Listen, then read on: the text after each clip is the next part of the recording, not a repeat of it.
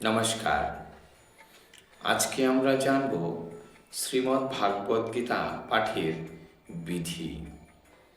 আমরা দৈনন্দিন জীবনে প্রতিদিন গৃহে গীতা অধ্যয়ন করি বা পঠন করি। এই গীতা অধ্যয়নের কিছু একটা নিয়ম আছে, কিছু একটা বিধি আছে, যেটা না জেনে আমরা গীতা পাঠ করলে গীতা পাঠের পূর্ণ ফল আমরা পাচ্ছি না। সেই জন্য আমাদের বিধিসম্মত নিয়ম মতো গীতা পাঠ করা প্রয়োজন, যেন গীতা পাঠের পূর্ণ ফল আমরা পেতে পারি। গীতা পাঠের এই পাঠবিধি গীতার বুকে প্রথমেই দেওয়া থাকে, কিন্তু আমরা কেউ এই বিধি হিসাবে পাঠ করি না। আজকে আমরা জেনে নেব এই গীতা পাঠের পাঠ বিধিগুলো। শুরু করছি। প্রথমে শুদ্ধভাবে পূর্ব বা উত্তরমুখে বসিয়া আচমন, বিষ্ণু স্মরণ, শ্রুতিবাচন, সংকল্প ও আসনাদি শুদ্ধির পর নিম্নোক্ত মন্ত্র পাঠে করন্যাস করিতে হয়।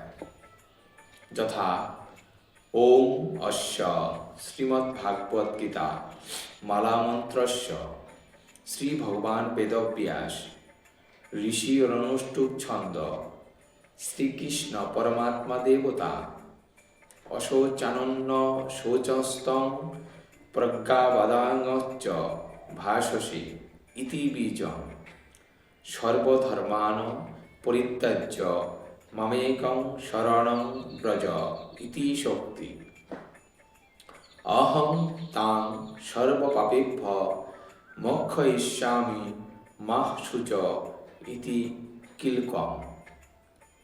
এই মন্ত্রটি পাঠ করিয়া উভয় হস্তে তর্জনী দ্বারা অঙ্গুষ্ঠ স্পর্শ করিয়া নৈনং ছিন্দন্তি শস্ত্রাণি নৈনং দহতি পাবক ইতি অঙ্গুষ্ঠাভ্যাং নমঃ।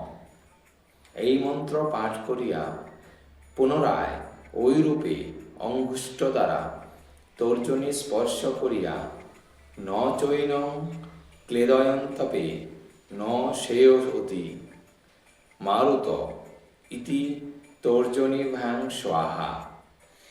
এই মন্ত্রটি পাঠ করিয়া অঙ্গুষ্ঠ দ্বারা মধ্যমা স্পর্শ করত অচ্ছেদ্য হয়ো মদাহয় ইয়ম ক্লোদঃ সচ্চ এবচ ইতি মধ্যমভ্যাং বসৎ।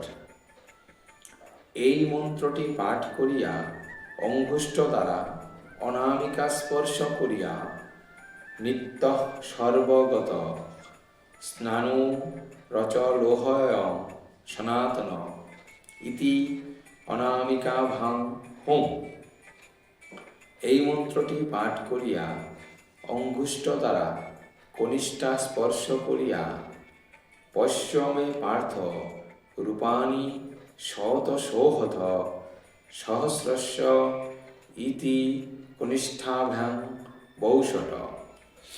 এই মন্ত্রটি পাঠ করিয়া দক্ষিণ হস্তের করতল দ্বারা বাম হস্তের করতল বেষ্টন করিবার সময় নানাবিধানি দিব্যানি নানাবর্ণাকৃতিনি চ ইতি করতল পৃষ্ঠাভ্যাং অস্থায়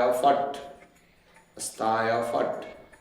এই মন্ত্রটি পাঠ করিবেন ও বাম করতলের উপর দক্ষিণ করতল দ্বারা ছটিকা হাততালি দিতে হইবে ইতি করন্যাস। অতঃপর অঙ্গনাশ করিবেন। যথা নৈনং ছিন্দন্তি শস্ত্রাণি নৈনং দহতি পাবক ইতি হৃদয়াং নমঃ। এই মন্ত্রটি পাঠ করিয়া দক্ষিণ হস্ত দ্বারা হৃদয় স্পর্শ করত ন চৈনং ক্লেদয়ন্তপৌ ন শোয়তি মারুত ইতি শিরসে স্বাহা এই মন্ত্রটি পাঠ করিয়া মস্তক স্পর্শ করিবেন।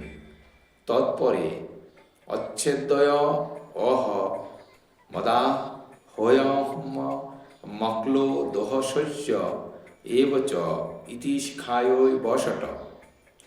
এই মন্ত্রটি পাঠ করিয়া শিখা স্পর্শ করিবেন।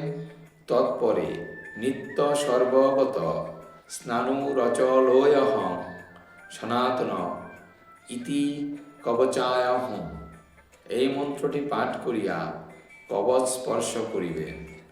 তৎপরে পশ্য মে পার্থ রূপাণি শত সহথ সহস্রস্য ইতি নেত্রত্ব আয় বৌষট। এই মন্ত্রটি পাঠ করিয়া নেত্রদ্বয় ও ভ্রূমদ্বয় স্পর্শ করিয়া নানাবিধানি দিব্যানি নানা বর্ণাকৃতিনি চ ইতি অস্থায় ফট। এই মন্ত্রটি পাঠ করিয়া ছটিকা দিবেন। ইহার নাম অঙ্গনাশ। তাহার পর গণেশাদি পঞ্চদেবতা এবং শ্রীকৃষ্ণের পূজান্তে ধ্যান করিয়া গীতা পাঠ করিবেন। ধন্যবাদ। গীতা পাঠের পূর্বে এই পাঠবিধি নিয়ম মানিয়া গীতা পাঠ করিলে গীতা পাঠের পূর্ণ ফল আপনি লাভ করিবেন। ধন্যবাদ।